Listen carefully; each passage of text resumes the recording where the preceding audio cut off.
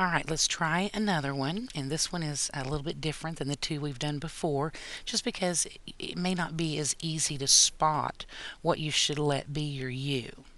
In this case, we're solving this, and this actually is quadratic in form, it just doesn't look that way to begin with.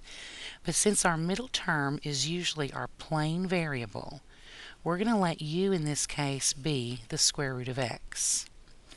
Now, if I were to square both sides, then I would have u squared equals the square root of x squared would be just a plain x, which is good because that's exactly what we have here. And now we can replace. So this would be 3x squared, 3u squared minus 5u minus 2 equals 0. Now, you could factor this using the product sum. You could do trial and error, which is what I'm going to do.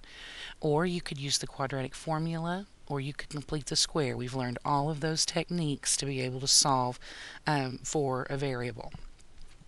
I'm going to go ahead and just do trial and error because this one's actually fairly easy to do that with. I'm going to break up 3u squared into u times 3u. And 2 only has factors of 1 and 2. So if I put the 1 here and the 2 here, and if I do minus, so that I would have a minus 6u, and a plus here, so I would have a plus 1u, well, minus 6 plus 1 would be minus 5. So this will work. Now I'm going to solve each factor, set each factor equal to 0 rather, and solve.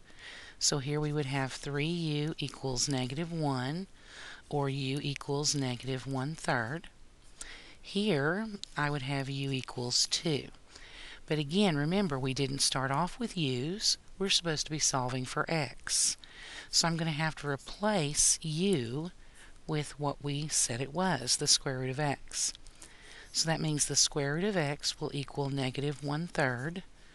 And over here, the square root of x will equal 2. Well, in order to get x alone, instead of the square root, we'd have to square to undo that. So we're going to do that to both sides.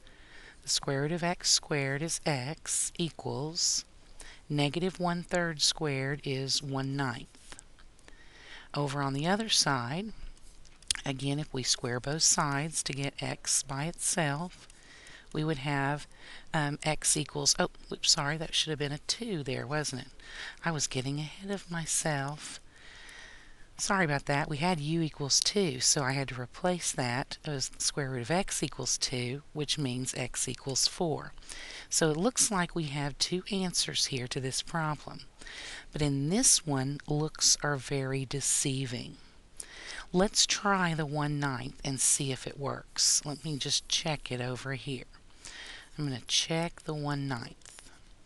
If I put in 3 times 1/9 minus 5 times the square root of 1/9 minus 2 equals 0, let's see what we get. 3 times 1/9 would be 1/3 minus 5 times the square root of 1/9. The square root of 1 is 1. The square root of 9 is 3. Minus 2 equals 0. So here we would have 1/3 minus 5/3 minus 2, I don't think equals 0.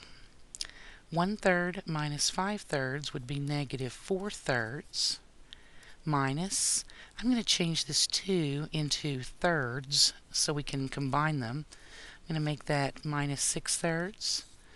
So minus 4/3 minus 6/3 is minus 10/3. That does not equal 0. So that tells us that this answer does not truly work. Now if you go back and check the 4, which we're running out of time, or we would do it together, but the 4 will work in this problem. The 1/9 does not. Good example of why you have to double check yourself.